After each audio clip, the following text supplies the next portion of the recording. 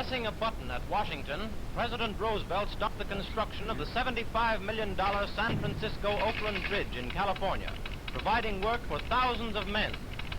It is an honor to initiate the construction of the greatest bridge ever built, the largest construction job undertaken in the United States this year, the bridge between San Francisco and Oakland, because it brings additional employment to thousands of men and women who are getting the material ready, and to another 6,000 or 7,000 more people who will work directly on the job of construction. I think we can well say that this huge undertaking, which is to be followed by many other useful improvements through the medium of the Public Works program, symbolizes the upturn that has come to our industrial life in the United States. Now we take you behind the scenes with the press to interview General Johnson, Roosevelt's administrator for industrial recovery. What practical results can you suggest as having resulted so far from this act? Well, for one thing, the textile code, if approved by the president, abolishes child labor. That's something this country's been trying to do for 25 years. It was possible to do because under the president's plan, where everybody can do the same thing together, it was not at all difficult to do. That's one thing. Also, in respect to the textile code, if that's approved, it'll restore about 1,929 purchasing power to workers in the textile industry. Will you explain how the consumer will be safeguarded against unduly high retail prices which may follow these industrial codes? Well, of course, if costs go up, prices have got to go up, but we don't want them to go up any faster than costs go up. And if we find extortionate practices, to step in and either cancel or modify the code. And if the code is taken away, those who were formerly parties to it are subject to all of the penalties of the Sherman Act.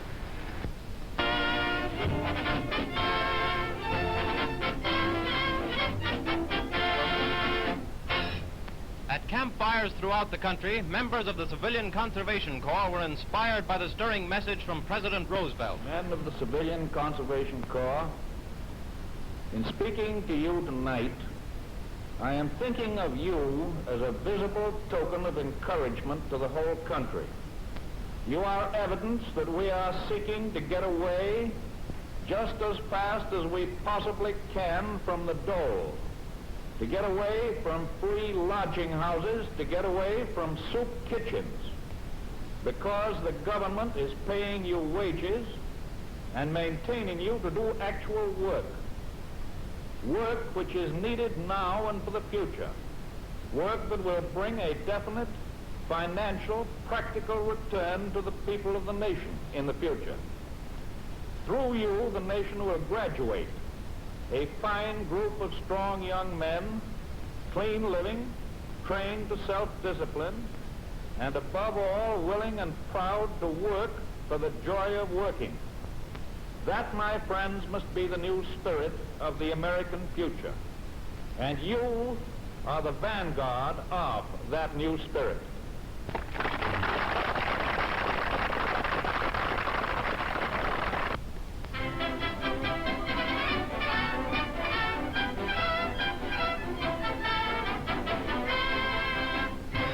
John Roosevelt, youngest son of the president, enjoys his vacation at the Lyle Phillips Polo Ranch. Here he is coming out of the stable after saddling his pony. John's a regular fellow, and the youngsters seem to take to him. Leah, how you take these out? Out, boy. Then, after picking the proper mallet, he mounts his pony and starts out for the polo field. Learning the game isn't as easy as it looks, but John gets right in there and plays with the best of them, tearing down the field under the direction of Coach Phillips. They say he's got the makings of a first-rate poloist.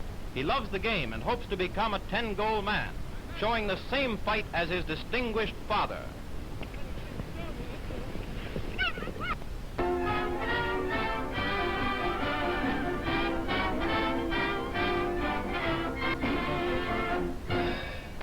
We have built a granite foundation in a period of confusion. That foundation of the federal credit stands there broad and sure. It is the base of the whole recovery plan. Congress did its part when it passed the Farm and the Industrial Recovery Acts. And today we are putting those two acts to work. And they will work if people understand their plain objectives. It is time for courageous action, and the recovery bill gives us the means to conquer unemployment with exactly the same weapon that we have used to strike down child labor. The proposition is simply this: if all employers will act together to shorten hours and to raise wages, we can put people back to work. No employer will suffer because the relative level of competitive cost will advance by the same amount for all of them. But if any considerable group should lag or shirk, this great opportunity will pass us by, and we will go into another desperate winter. This must not happen. The principle that applies to the employers applies to the workers as well. And I ask you workers to cooperate in the same spirit. That is why I am asking the employers of the nation to sign this common covenant with me, to sign it in the name of patriotism and in the name of humanity.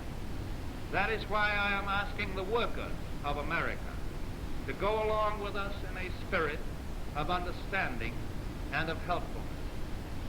Well, dear, it looks as if we have the right man in the White House. He's surely leading the country back to better times. He certainly is. The Executive Committee of the Business and Advisory Council, Chairman Gerard Pope, tells their plans. The reports coming in show that many thousands of people have been put back to work, and wages and salaries have been increased in the effort to restore purchasing power. President William Green of the American Federation of Labor. We all hope the emergency plan proposed by the President will prove to be a complete success. General Hugh S. Johnson, Recovery Administrator. The President's reemployment drive and the National Recovery Act gives this country the greatest chance that any country ever had to pull itself out of a tight place.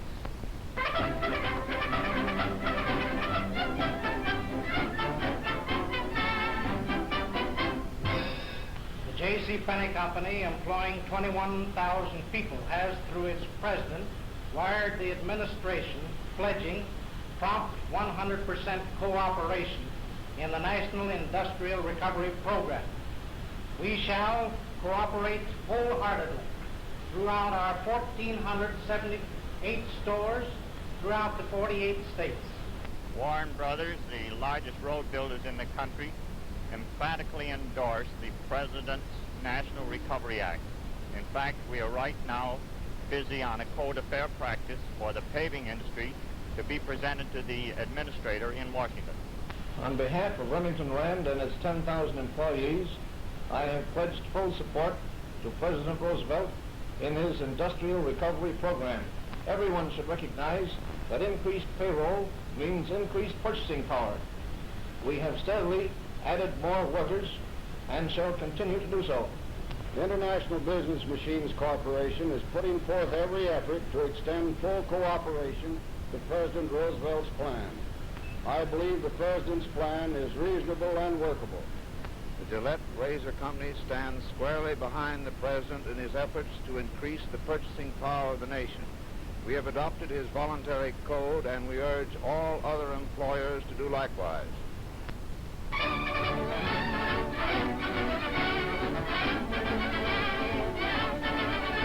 Roosevelt's National Recovery Act has brought forth the pledge of millions to aid his program, the pledge to follow his leadership, and the pledge to bring back prosperity. On leaving Washington for the summer White House in Hyde Park with Mrs. Roosevelt, the President turned over the administration of his gigantic program to General Hugh S. Johnson. Seems as though the whole country had risen as one man to carry the President's requirements into execution. Secretary of Labor Perkins urges your cooperation. Purchasing power of the workers will be and must be increased. We shall see the results of this new conception which we are thinking of in terms of the New Deal. Ernest T. Weir, leading Pittsburgh steel magnate. The steel industry stands squarely behind the President in his great work toward national industrial recovery. A wage increase of 15% has recently been made, amounting to about $5 million per month additional distribution, which is immediately transferred into increased buying power and results in additional employment for thousands of workers in other lines of activity throughout the United States. Steel production is the backbone of industry, the road to prosperity and the barometer of recovery. As steel goes, so goes the nation. Hours are going down, wages are going up, and more than 1 million working men are back on the job. Every day, new factories report increased payrolls and added labor. Every day sees an increase of car loadings and shipping. You and I are beginning to spend. The man across the street has a new car. These are the things that indicate better times and show that under Roosevelt's leadership, America is going forward.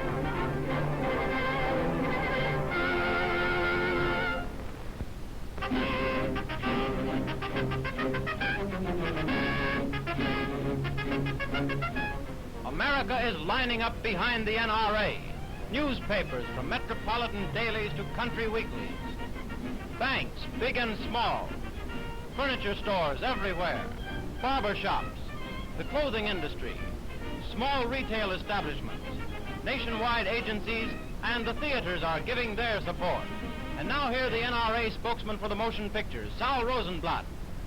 Every group in the motion picture industry has pledged the president, through me as the deputy administrator in charge of the motion picture industry code, that not only will the motion picture industry immediately write and enforce its own code under the National Recovery Administration, but will extend every facility from every group and division to enforce all of the codes under the National Recovery Administration.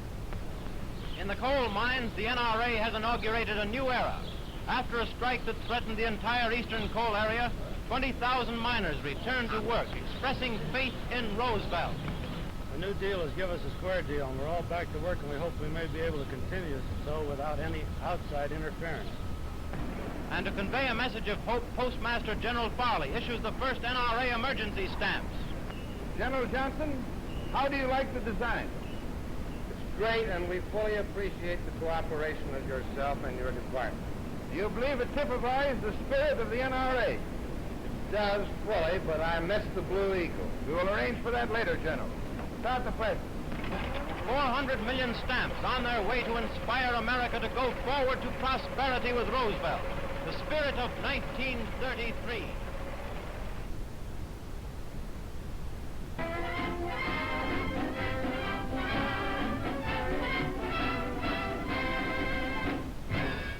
Virginia.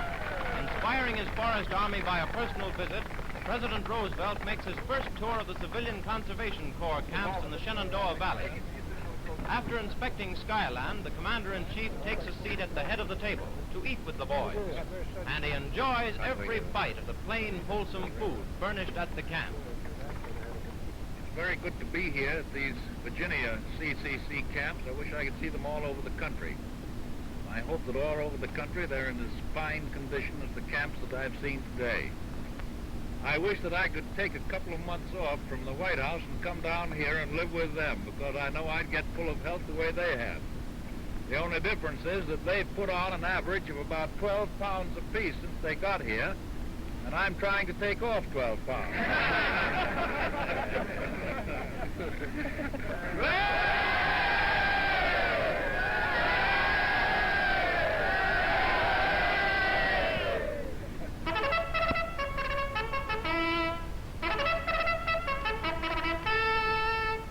After signing the NRA Steel, Oil, and Lumber Code, President Roosevelt comes home for a brief visit. His daughter, Mrs. Anna Dahl, and her children, Sisty and Buzzy, meet him at the train. Delighted to see their distinguished grandfather, the children join him in the car with Mrs. Dahl. The president takes Sisty on his lap, and then the happy group rides away, headed for Hyde Park and a Roosevelt family reunion.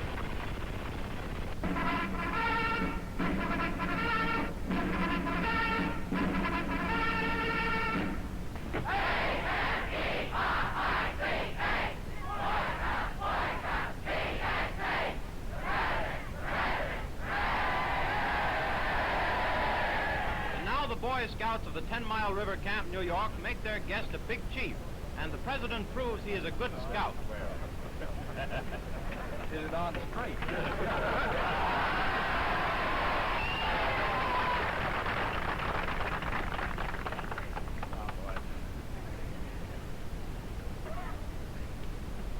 Fellow members of the Boy Scouts of America, I haven't been here for 2 years. All sorts of things have happened up here in that time. And when you come right down to it, the NRA is based on the same fundamentals that scouting is based on. In other words, trying to do something for the other fella, and not trying to do somebody. It's based on cooperation. You know what that means? It's based on the spirit of service. And it's going to work, just like scouting has worked.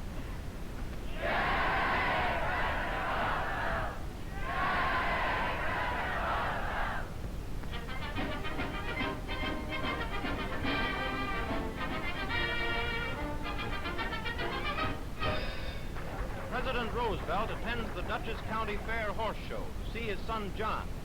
There he is, riding to victory. And young John put his mount through its paces like a veteran horseman.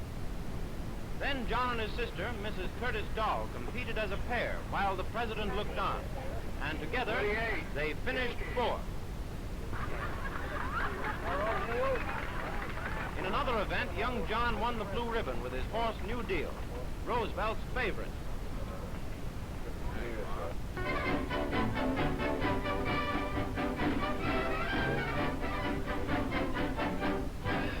Visiting Camp Smith, New York, President Roosevelt inspects the National Guardsmen and reviews the 71st and 174th Infantry Regiments.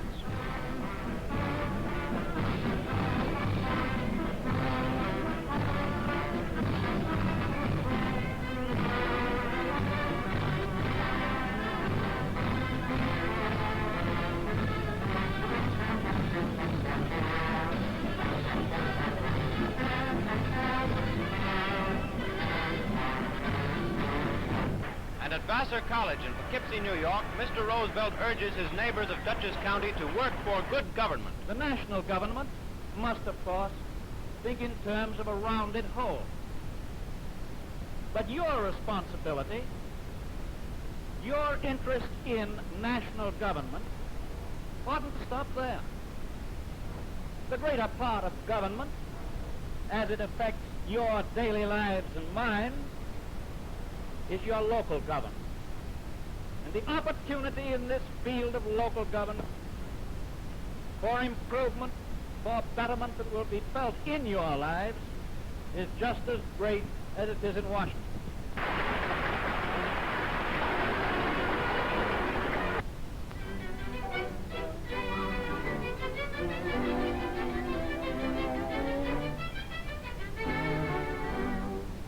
Returning to Washington aboard Astor's yacht Norma President Roosevelt poses with his grandchildren.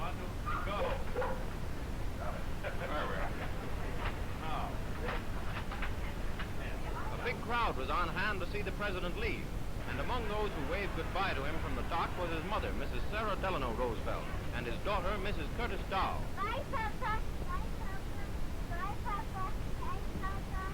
The size of the yacht worries Roosevelt's grandson, Buzzy. How could he get on the other bridge, Mommy? The other bridge is very high.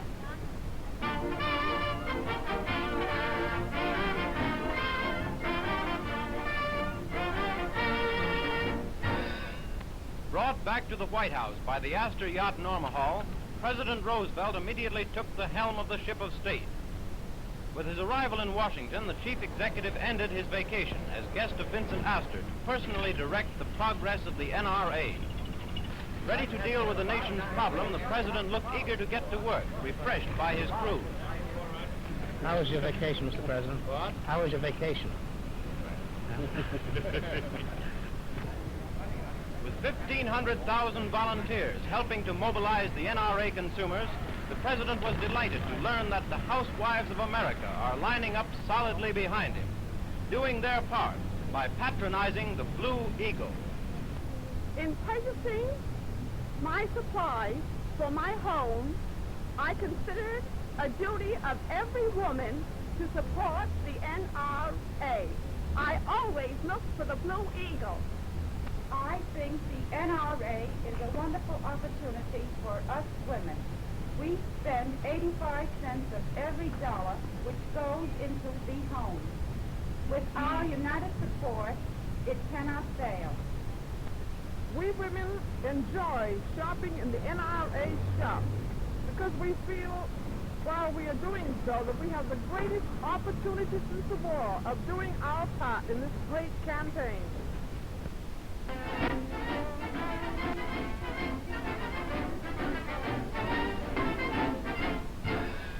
Bryan, Secretary of State, and you who are the leaders in this cause for the alleviation of human needs. As you know, the many governments in the United States, the federal government, 48 governments, and the tens of thousands of local governments are doing their best to meet what has been, in many ways, one of the most serious crises in our history. The fact that people with property have been getting more from rents. There have been fewer defaults on mortgages and bonds and various other kinds of investments. People are not so worried about the banks. And I believe today that you can go forth, I won't say in the spirit of the NRA because you don't come under it. All of you are going to work a great deal more than 40 hours a week. And I want to tell you that you are hereby absolved. That if you want to work 70 hours a week, God bless you, go and do it.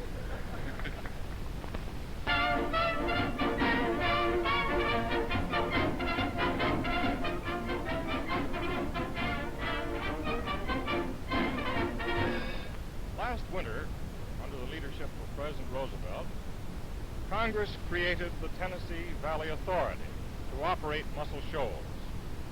We plan to salvage the wartime investment so that the plant shall no longer be a burden on the American taxpayer. We have just announced proposed rates, which after covering comparable expenses of private power enterprises, will provide electricity for homes and farms at a maximum rate of 3 cents and an average rate of 2 cents a kilowatt hour. Cheap power, however important, is but a part of the great project as it was conceived by President Roosevelt. The authority is directed and empowered to aid and to stimulate the planned development of vast natural resources and industries of this great region comprising 7 states: Virginia, Kentucky, Tennessee, North Carolina, Georgia, Alabama, and Mississippi, an area almost as large as England in which live 2 million men, women, and children.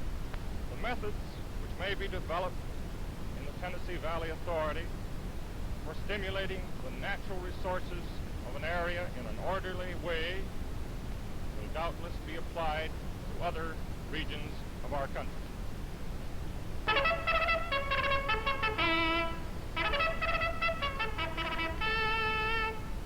New York.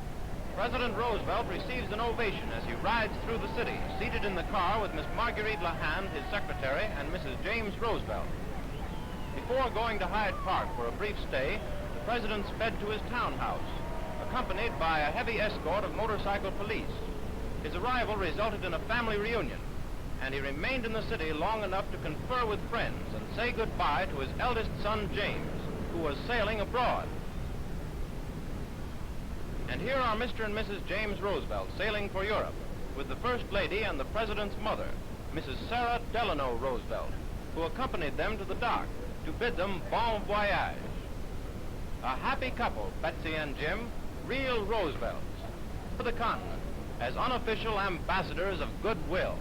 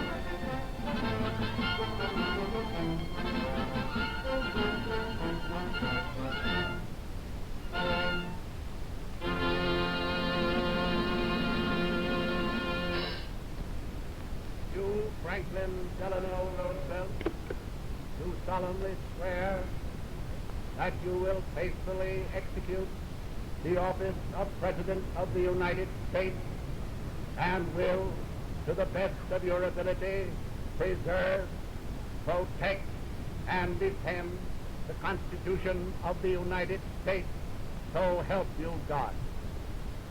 I, Franklin Delano Roosevelt, do solemnly swear that I will faithfully execute the office of President of the United States and will, to the best of my ability, preserve, protect, and defend the Constitution of the United States. So help me God.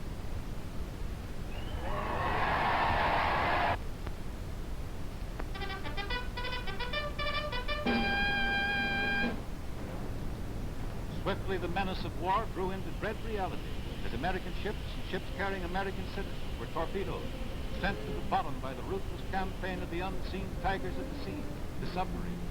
And finally the day came when Franklin Roosevelt's chief, President Woodrow Wilson, sadly and reluctantly set his hand and seal to the declaration of war.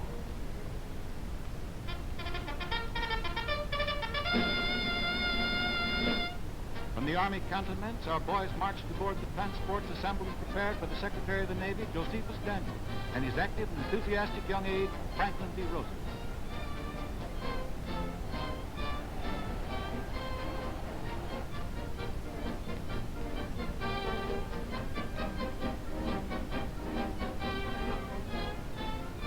His work was so valuable that the President sent him to France, where he put the big naval 12-inch guns on military trains to battle back the Germans at Verdun. Tireless as ever, the young Assistant Secretary witnessed every phase of the war, following its course from disarmation docks through the munitions works in the great shipyard.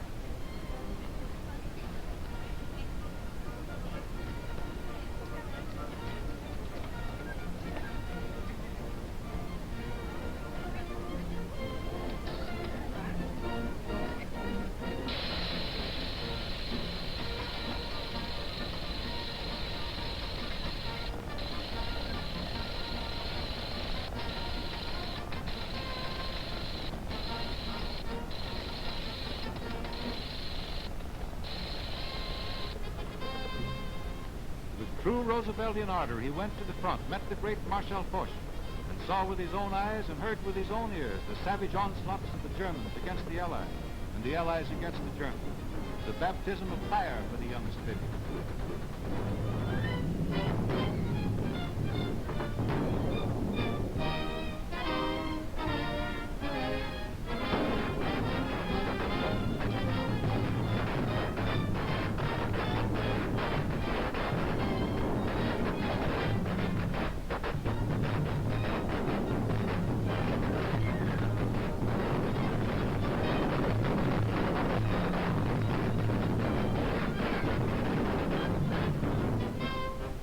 The American punch counted. War-weary Germans surrendered in droves. The end was near at hand. And finally, on that unforgettable November the 11th, the blessed armistice came to the trenches.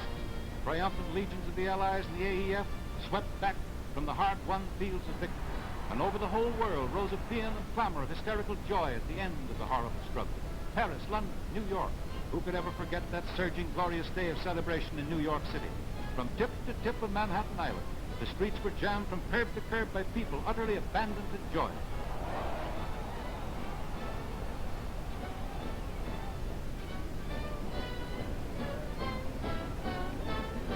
It was unbelievable, incredible, dazing and dazzling. It was the American spirit, unchained and soaring, something to be seen once in a century.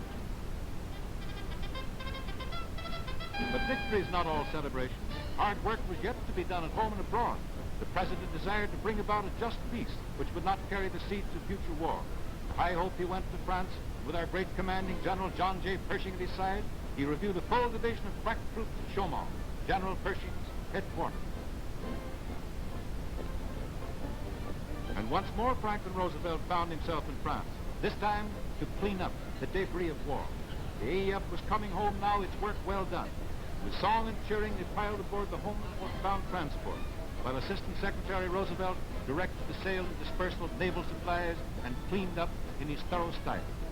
Finally, Pershing and the boys were back, Black Jack heading the greatest and finest army that ever assembled under the stars and stripes, and how 1 million people roared acclaim that thundering day of the great victory parade in New York City.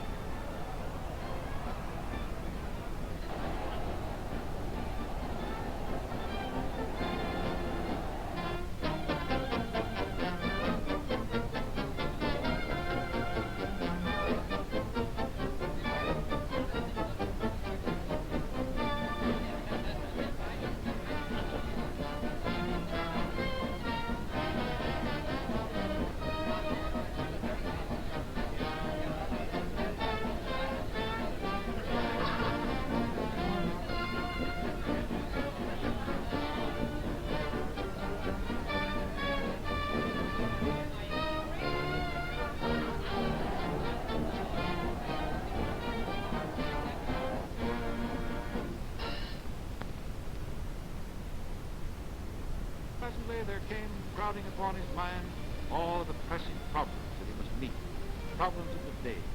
What to do about the millions out of work, those in need. None knew better than he the plight of those who stood patiently in the bread lines, dull with discouragement, with hardly enough spirit left to walk the treadmill of their misery. None comprehended more clearly than he that the time had come for action to relieve the necessities of men and women whose only desire was to get the work that did not exist. While he rested, got ready to retire from the governorship, his keen mind was at work on the problem of all these unfortunates, driven to idleness, precarious peddling, and accepting the charity of people in the street.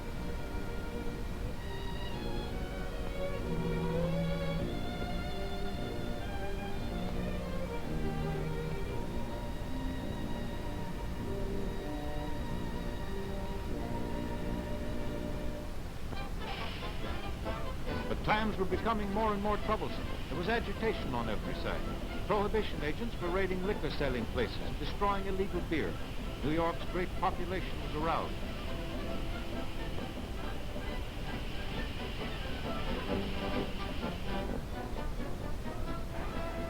And the symbol of that feeling was a great beer parade in New York City. Marched all day and far into the night, 150,000 people in line.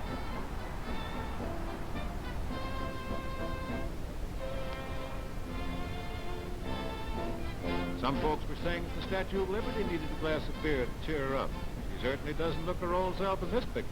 At night, perhaps a little inside information of what was to take place on April 7th, 1933, gave her a more agreeable aspect. Big girl down the bay was gazing, one must suppose, at that gay beer parade which was still swinging along under the electric lights of Manhattan.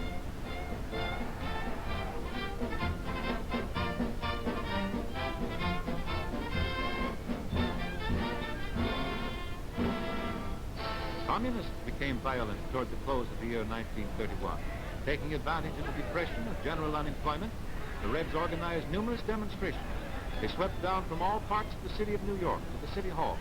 In order to keep the communists from invading the City Hall and upsetting the peace and order of the whole city, it was necessary for the police to deal vigorously with them. Never pleasant to see men clubbed and roughed about, however misguided they may be, but all appeals and persuasions were wasted. In case of use the club or surrender to the rioters.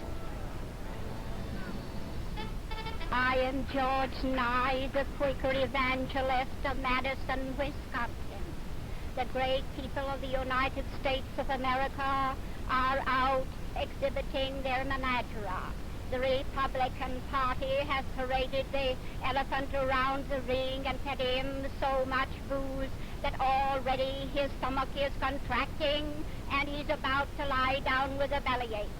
The Democrat Party has paraded the jackass around the ring and fed him so much booze that he's liable to lie down in a drunken stupor.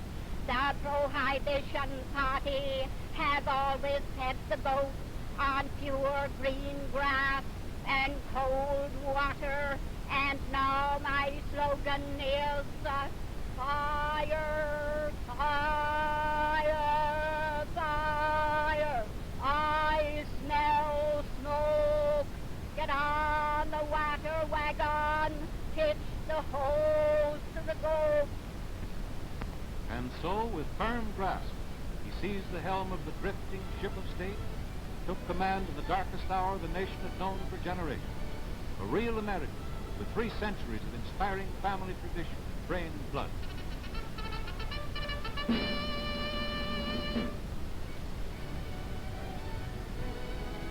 President Roosevelt can trace his love for the soil and rural life to his first ancestor, Klaus Martensen van Roosevelt, and to 1649. That was the memorable year when the family came over from Holland, settled in New Amsterdam. Our president's branch of the family later moved up the Hudson to Dutchess County in the year 1818. There the president first saw the light of day on January 30th, 1882. The home of his boyhood with its comfortable frame colonial house, his 500-acre farm, is little changed from the days when he was a babe in his mother's arms. Sarah Delano Roosevelt is the president's mother, a lovely and gracious lady whose old American family were merchants and whose fast clipper ships raced to and from China in the romantic tea trade of the 60s.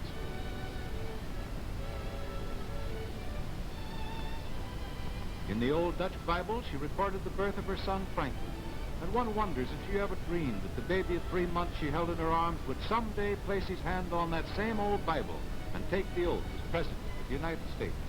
It may well have been, for Sarah Delano Roosevelt may have had in happy motherhood the strange vision that sometimes descends upon the mothers of only sons, an instant's glimpse behind the veil of the future. And we have a word for it, that Franklin was an active and ambitious youngster who invariably assumed the leadership of his playmates in their boyhood sport.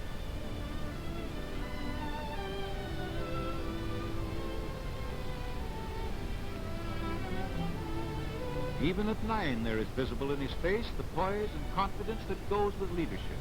Brought up and educated in sane, simple, and thrifty ways, our president passed from boyhood into youth and entered the second cycle of his career.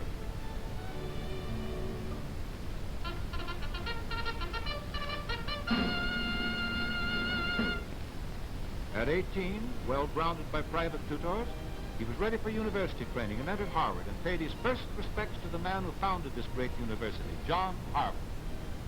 He became editor of the College Daily, the famous Harvard Crimson, writing with a vigorous hand and putting pep into the once staid and conservative sheet.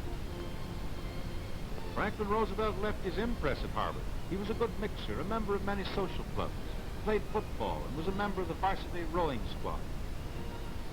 Many a time he tugged at the sweep on the beautiful and historic Charles River, scene of the great annual boating duels between Harvard and Yale, and cheered with the crowds on observation train and shore as the crimson of fair Harvard and the blue of old Yale battled it out in one of their historic regattas. Childhood, the president has loved the water. At Harvard in those boat racing days, he began to acquire his wonderful naval library. There was a thrill of combat in those races on the Charles, which was dear to the heart of a real Roosevelt, a fighting Roosevelt. And even today, men who went to Harvard with Franklin Roosevelt recall his charming personality, his vigor and enthusiasm, his ability to get things done. He was a vital figure in all Harvard activity.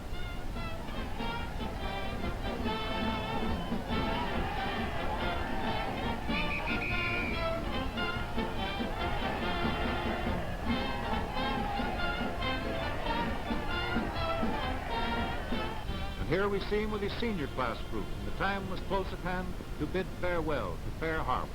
Out of college, he turned to the law for a career and entered the law school at Columbia University. And while absorbing Blackstone within these walls, he married Eleanor Roosevelt, his distant cousin, and a niece of President Theodore Roosevelt. As a young lawyer, he began his career in a time of change and tumult. The economic and social ideas of the country were changing rapidly. One of the seething movements of the period was the demand for the vote by women and the stirring campaigns of the suffragettes.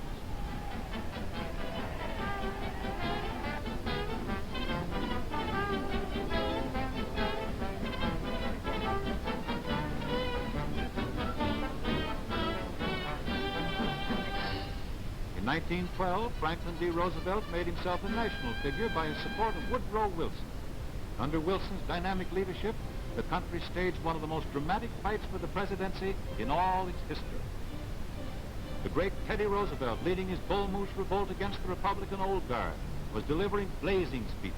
He rolled up more than 4 million votes for himself, but Wilson won easily, supported by such enthusiastic lieutenants as young Franklin Roosevelt. William Howard Taft, defeated in the three-cornered race, maintained the famous Taft smile and took his defeat like the good soldier of the state that he was. On that historic 4th of March, 1913, 200,000 people attended the great ceremony at the Capitol, which was fated to begin a new era of tremendous consequences to America. Franklin Roosevelt, among the guests of honor on the inaugural stand as the new Assistant Secretary of the Navy, felt his heart stirred by Woodrow Wilson's demand for the new freedom and took up his work in a spirit of devotion to his country. 1914, what volumes of drama and tragedy lie in those two words. War bursting over Europe, civilized nation gone mad, the brave green host of the German Kaiser pouring through Belgium.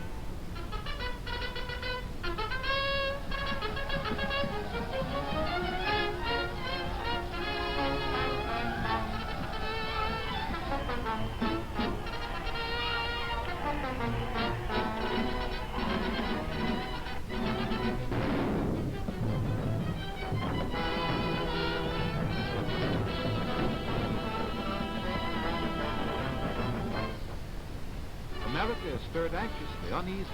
Throughout the nation, demand for preparedness was raised. In all the great cities, thousands marched in preparedness parades.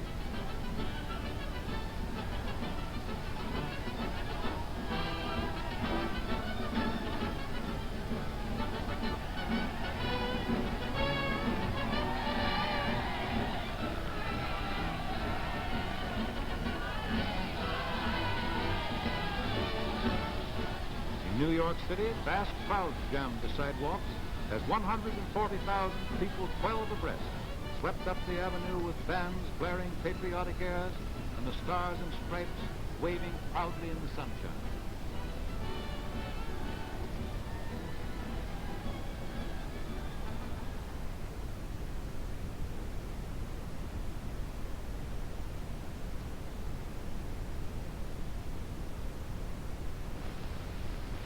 Important world history is being made these days in London and elsewhere.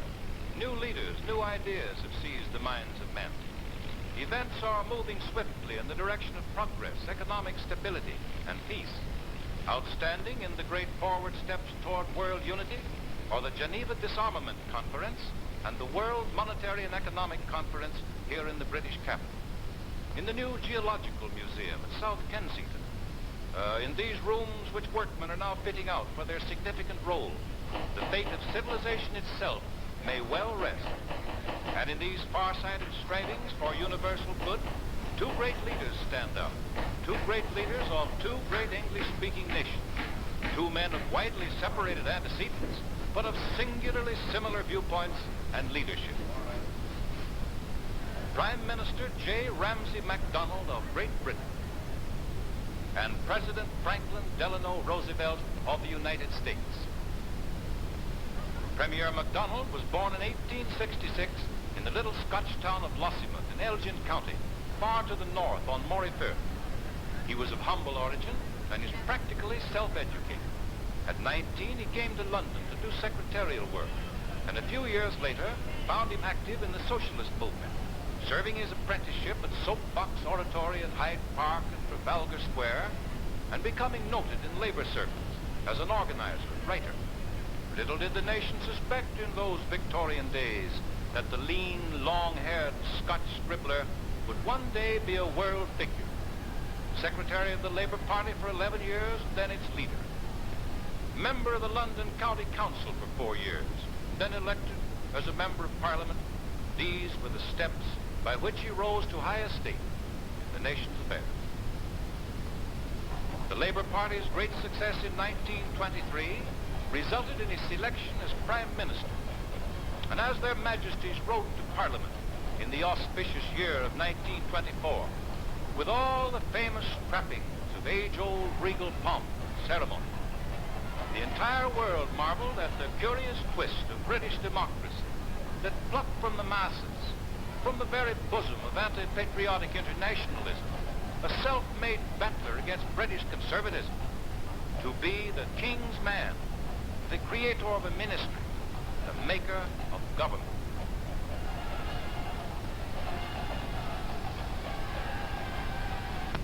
Premier MacDonald's Scotch sagacity soon became paramount in all international debt parlance. In Paris, he is welcomed by Premier Herriot on the eve of the Lausanne Conference. His stand on settlements and cancellation at Lausanne ring on the world. And again in Paris, he and Premier Herriot confer at the critical moment when the French leader is facing the wreck of his ministry over the December war debt payment. And then came the Prime Minister's epical trip to Rome. General Balbo, Italian Air Minister, himself pilots the huge tri-motored hydroplane with the MacDonald party aboard from Genoa to Ostia. And there, for the first time on record, Premier MacDonald and Premier Mussolini meet on Italian soil.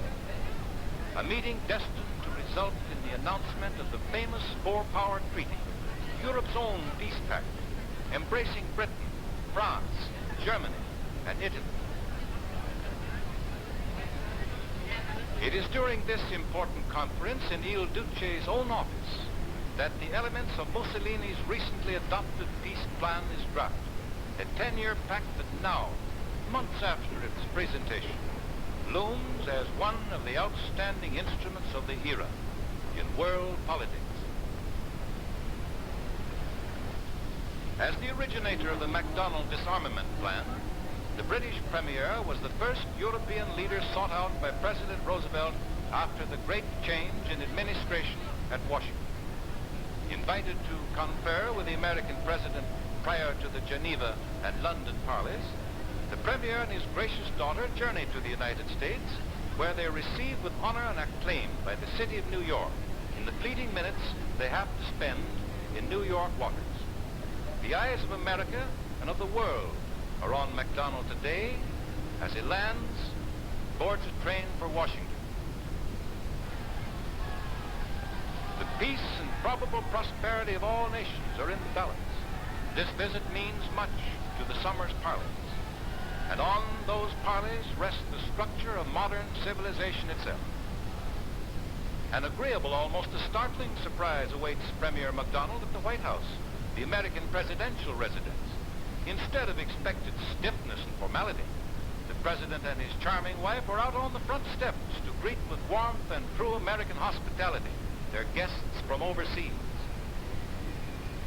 The Prime Minister long has been close to the hearts of the American public. His tribute to the forever nameless American fighting man whose heroic dust lies under the slab at their unknown soldier's tomb won their high regard. The self-educated Scotsman of the 80s is made a doctor of laws by George Washington University and gets a real thrill out of the collegiate mortarboard. On his visit to the majestic capital, home of the American Congress and the seat of government, he is accorded the courtesy of the United States Senate and addresses the lawmakers of our sister nation, winning great applause and praise by his apt and enlightening remarks. One of the highlights of his stay in Washington is his appearance at the National Press Club, the shrine of American newspaperdom. And hosts of the National Press Club, I am really delighted to be your guest once again. We want the machinery of production and of consumption to begin to go round again. And we can't do that by any system of pure nationalist economics.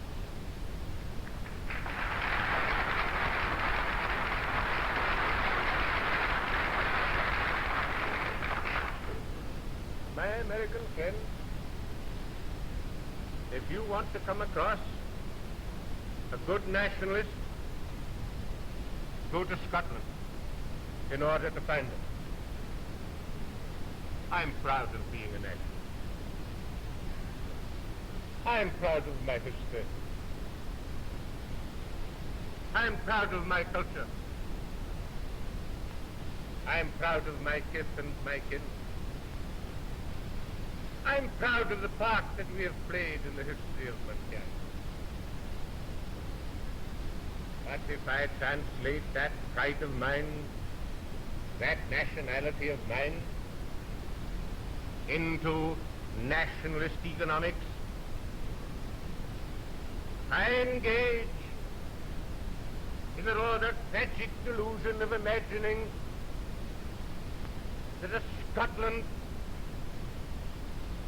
made economically self-contained, is going to make its tribute to the world wealth, then what I shall find is this, that I shall both impoverish myself and impoverish my neighbors outside my own boundaries.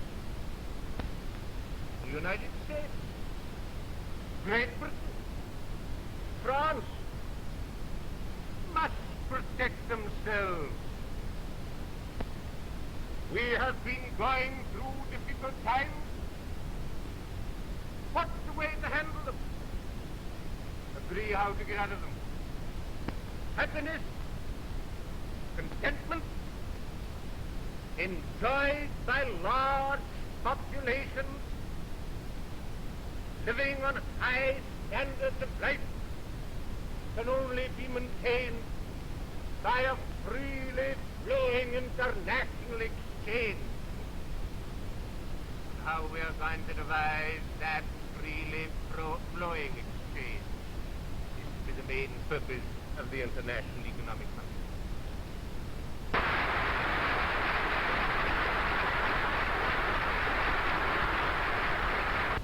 Other well-known diplomats arrive in Washington for preliminary talks with Roosevelt and with Cordell Hull, American Secretary of State, including Prime Minister Bennett of Canada and Edouard Herriot, former Premier of France. His mission ended, Premier MacDonald says goodbye to Washington, having laid the groundwork for Anglo-American cooperation in the momentous days to follow. Days that are to startle the world with Roosevelt's appeal to all nations for immediate action on the MacDonald disarmament plan and for real constructive results at the London Economic Conference. And so the Premier is welcomed back to number 10 Downing Street by a nation enthusiastically impressed with the greatness of his efforts for world betterment. What manner of man is Roosevelt, the sudden idol and magic leader of the American people, whose first bold strides into world politics seem to herald the dawn after dark years of post-war turmoil? What is his history?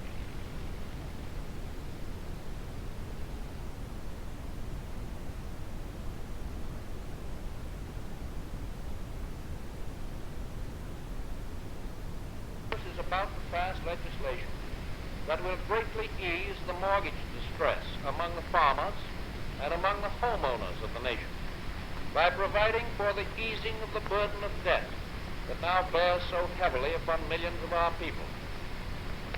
Well-considered and conservative measures will likewise be proposed within a few days that will attempt to give to the industrial workers of the country a more fair wage return, to prevent cutthroat competition, to prevent unduly long hours for labor, and at the same time to encourage each industry to prevent overproduction. I have no expectation of making a hit every time I bat. What I seek is the highest possible batting average, not only for myself, but for the team. Theodore Roosevelt once said to me, if I can be right 75% of the time, I shall come up to the fullest measure of my hopes. You, the people of this country, all of us in Washington, the members of the Congress and the members of this administration, owe a profound debt of gratitude. Throughout the Depression, you have been patient. You have granted us wide powers. You have encouraged us with a widespread approval of our purposes. Every ounce of strength, every resource at our command, we have devoted and we are devoting to the end of justifying your confidence. We are encouraged to believe that a wise and sensible beginning has been made. In the present spirit of mutual confidence, the present spirit of mutual encouragement, we go forward.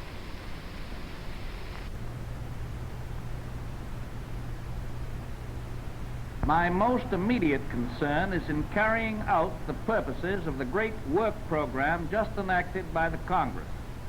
Its first objective is to put men and women now on the relief rolls to work, and incidentally to assist materially in our already unmistakable march towards recovery. For the first time in 5 long years, the relief rolls have declined instead of increased during the winter months, and they are still declining. In spite of these facts, however, unemployment remains a serious problem here as in every other nation. And it is because of this that we've come to recognize the possibility and the necessity of certain helpful remedial measures. These measures are of 2 kinds. The first is to make provisions intended to relieve, to minimize, and to prevent future unemployment. The second is to establish measures, the practical means to help those who are unemployed in the present emergency. Our Social Security legislation is an attempt to answer the first of these questions, and our work relief program the second. We're losing no time in getting the government's vast work relief program underway, and we have every reason to believe that it should be in full swing by the autumn.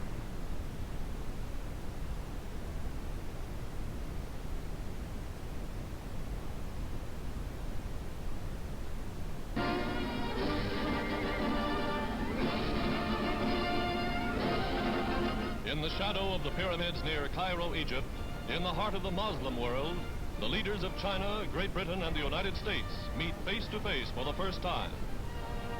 President Roosevelt, Prime Minister Churchill, and Generalissimo Chiang Kai-shek, united in the war against the Empire of Japan.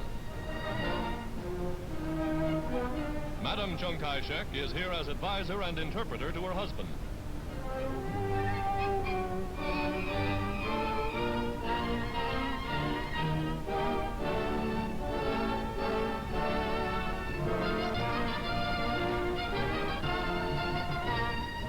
Commands of the United Nations powers mapping the blows that will strip Japan of the vast empire gained through 50 years of terror and aggression. 3 great allies pledged to a common cause, the unconditional surrender of Japan. To Tehran, capital of Iran, the conferences moved. Here, 6,000 miles from Washington, 2,700 miles from London, and 1,500 miles from Moscow, the President and Prime Minister meet their great ally in the war against Nazi Germany, Marshal Joseph Stalin, Premier of Soviet Russia.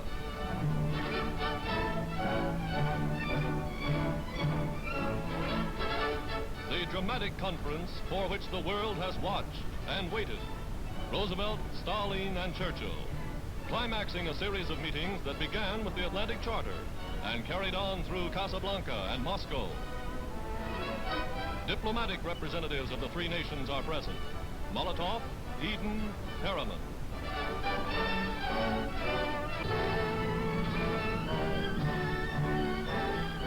Mr. Churchill's daughter, Sarah, an officer in the Women's Auxiliary Air Force, is introduced to Premier Stalin by President Roosevelt.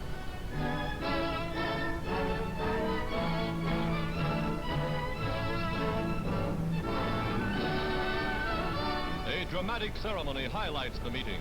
The presentation of the Sword of Stalingrad, gift of Britain's king to the people of that heroic city. Marshal Stalin accepts the tribute on behalf of the Russian people.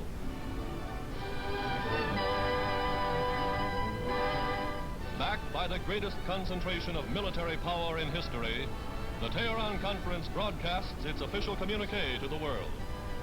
We, the President of the United States of America, the Prime Minister of Great Britain, and the Premier of the Soviet Union, have met and expressed our determination that our nation shall work together in the war and in the peace that will follow. The common understanding which we have here reached guarantees that victory will be ours. We came here with hope and determination. We leave here friends in fact, in spirit, and in purpose.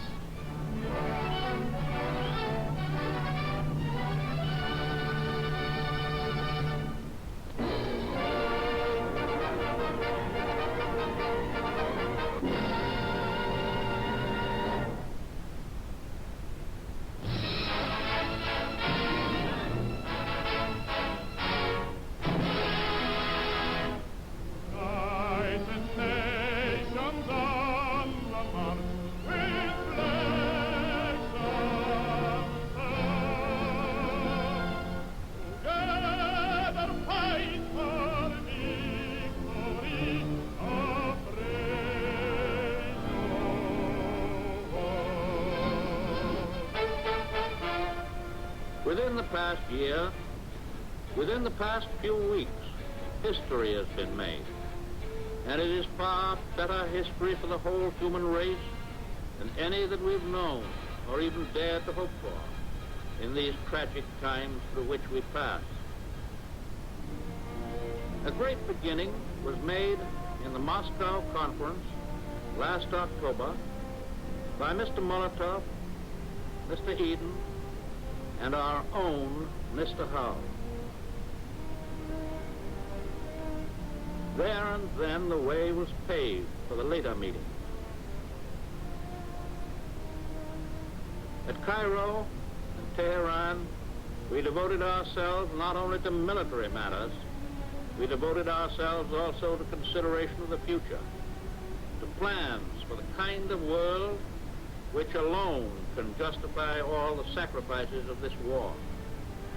At Cairo, Prime Minister Churchill and I spent 4 days with the Generalissimo, Chiang Kai-shek. It is the first time that we'd had an opportunity to go over the complex situation in the Far East with him personally.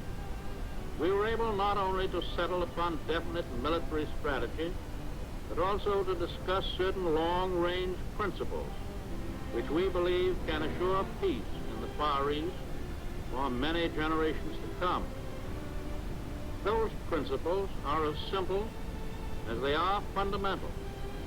They involve the restoration of stolen property to its rightful owner and the recognition of the rights of millions of people in the Far East to build up their own forms of self-government without molestation. Essential to all peace and security in the Pacific and in the rest of the world is the permanent elimination of the Empire of Japan as a potential force of aggression.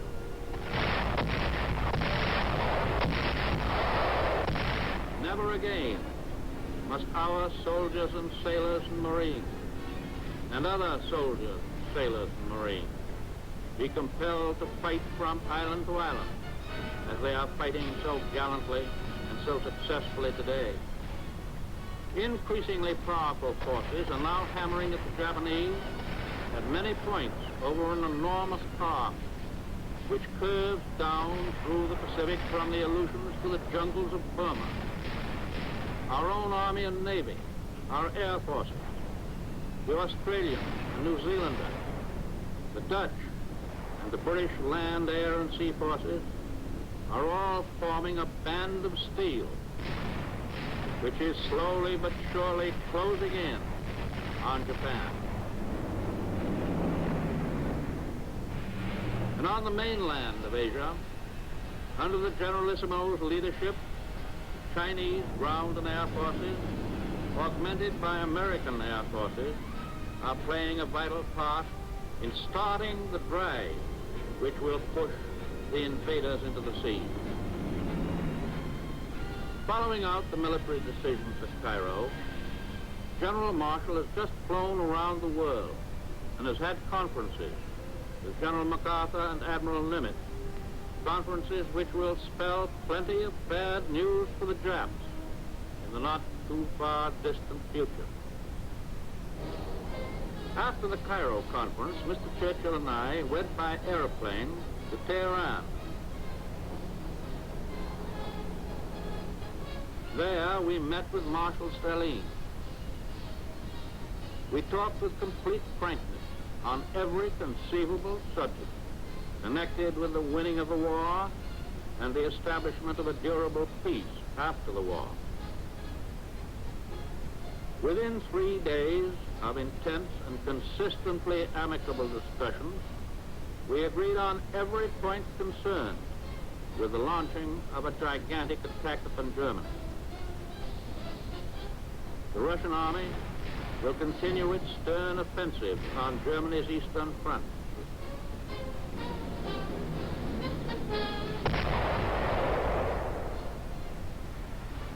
The Allied armies in Italy and Africa will bring relentless pressure on Germany from the south. And now the encirclement will be complete as great American and British forces attack from other points of the compass. The commander selected to lead the combined attack from these other points is General Dwight D. Eisenhower. His performances in Africa, in Sicily, and in Italy have been brilliant. He knows by practical, successful experience the way to coordinate air, sea, and land power. All of these will be under his control.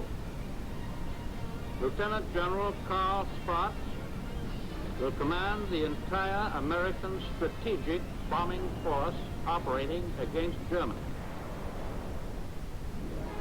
During the last 2 days in Tehran, Marshal Stalin, Mr. Churchill, and I looked ahead to the days and months and years that will follow Germany's defeat. We were united in determination that Germany must be stripped of her military might and be given no opportunity within the foreseeable future to regain that might. The United Nations have no intention to enslave the German people. We wish them to have a normal chance to develop in peace as useful and respectable members of the European family. But we most certainly emphasize that word, respectable, for we intend to rid them once and for all of Nazism and Prussian militarism and the fantastic and disastrous notion that they constitute the master race. In these conferences, we were concerned with basic principles which involve the security and the welfare and the standard of living of human beings in countries large and small.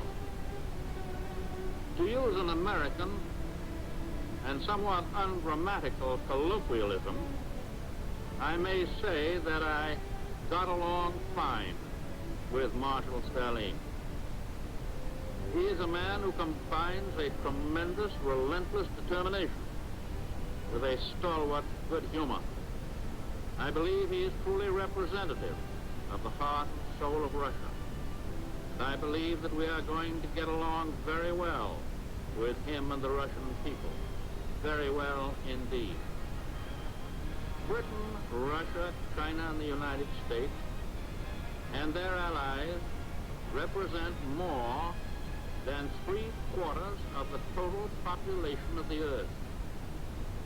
As long as these four nations, with great military power, stick together in determination to keep the peace, there will be no possibility of an aggressor nation arising to start another world war.